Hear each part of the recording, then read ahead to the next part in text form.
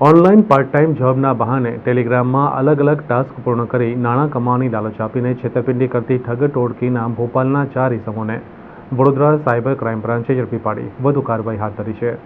Vadodara cyber crime police સ્ટેશનમાં જીતેન્દ્ર બડગુજરે ફરિયાદ કરી હતી કે તેમને ટેલિગ્રામ ઉપર અજાણ્યા નંબર પરથી મેસેજ આવેલ હતો અને જોબ આપવાના બહાને ટેલિગ્રામ આઈડી પરથી મૂવી પર રેટિંગ આપવા તથા મૂવીની ટિકિટ ખરીદી વેચાણના અલગ-અલગ ટાસ્ક આપ્યા હતા, જેના બદલામાં ફરિયાદીને નિયત રકમ ચૂકવવામાં આવી હતી.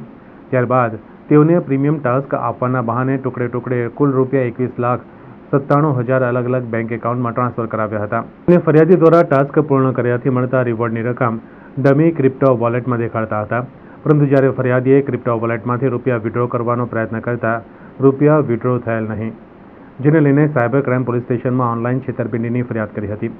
જે ફરિયાદના આધારે સાયબર ક્રાઇમ તપાસ હાથ ધરી હતી અને છેતરપિંડી કરતી ઠગ ટોળકીના ભોપાલના 4 ઇસમોને ઝડપી પાડી વધુ કાર્યવાહી હાથ ધરી છે.